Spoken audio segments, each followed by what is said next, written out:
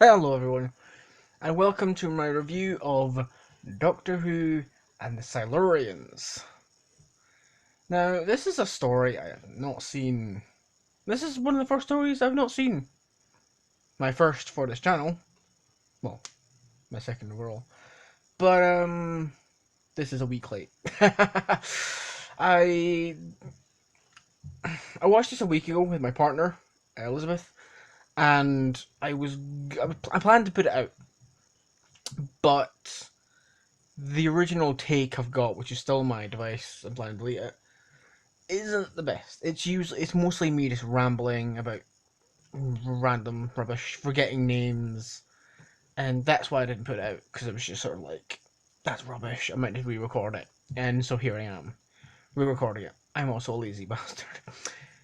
So Doctor Who and the Silurians, very good, very good. It's one of those stories I've put off just because it's so goddamn long. It's so long. It's so long. It's 7 parts. Like, yeah, that's nothing compared to, like, The Invasion, or Key to Time, or Trial of a Time Lord. But, like, yeah, or, like, the War Games as well.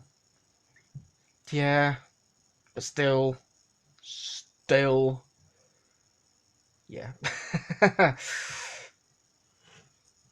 Silurians, though, very good. I like the design of them. I've seen the Sea Devils before, and I've seen Warriors of the Deep before, and I've seen obviously the Matt Smith versions. This is my first version. This is my first attempt at watching the original Silurians. I watched with my partner because, yeah, we just wanted to watch it because, yeah. But this is very good. And if you don't know, basically, unit are being asked because there's like a power station, and the power plant is rapidly losing power. So they're like, okay, what's going on here? Turns out the power's being drained from underground. They're like, unit, can you go check that? So they're like, yeah, okay, we'll go check that. And then turns out the Silurians are using it to power their base so they can revive the other Silurians. It was never really explained how.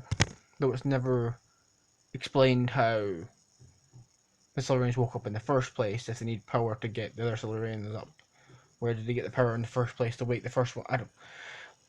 72. Who cares? Anyway, yeah. And then they found out the Silurians. Turns out the Silurians aren't an aggressive race. They're just. It's very much like the Matt Smith two-parter. This was our land, the fuck are you doing here? This is our land, what the fuck are you doing here? Kind of thing. And the Doctor has to bridge the gap between them to form a connection, be like, we can share the earth. Come on, we can share the earth. Me and the Silurians. Share the earth. That's a terrible that's a terrible John Pertwee impression. I do apologise. I'm well, I don't know if it's much better, but I'm more impressed with my Patrick Troughton one, to be honest. Oh well. Yes. Yeah. Point is, yeah, it's a good story. There's some interesting guest actors in this, mainly Jeffrey Palmer. Rest in peace, buddy. Funny enough, he died like a day or two before we watched that story. I don't know if that was a subtle influence on choosing story, but yeah, rest in peace, buddy. He plays Masters in this, which is ironic considering you have the Doctor talking about Masters, and then what? Three, four, one, three, four, one, two, three. Like 3 stories later, we would have the Master. I find that interesting. It's like in Patrick Troughton's the Mound Robber, how they have a character called the Master, but he's not the Master. He's the Master. It's Doctor Who. They're like this. Also, I mentioned guest actors. The other guest actor in this is Paul Darrow of Blake 7 fame. He's also Tekker in Time Lash. We'll get to Time Lash when I can. One of the reasons we chose Silurians is because my partner Elizabeth is a big fan of Paul Darrow. So, yeah. Also, rest in peace, Paul Darrow. He died 2 years ago now. It's a shame. No, he didn't die 2 years ago. He died a year ago. Almost 2 years ago. I mean, it was early last year. Anyway, point is, yeah, Paul Darrow was also in like Blake 7, Whodunit, The Strangers, which is underrated and it's genuinely great. For Doctor Who actors might also recognise Doctor Who fans also might recognise in Strangers one of the aliens in Strangers is Mark Williams, who plays Rory's dad. So there you go. An interesting tidbit about the Silurians is when they go underground, they say to the Doctor and the Doctor, Liz, Brigadier, etc.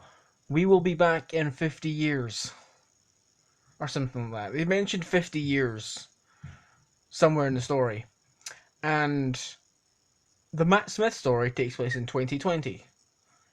This story takes place in 1970. 50 years. You know, yeah. I don't know if that was coincidental or on purpose. If I'm assuming that was coincidental. No.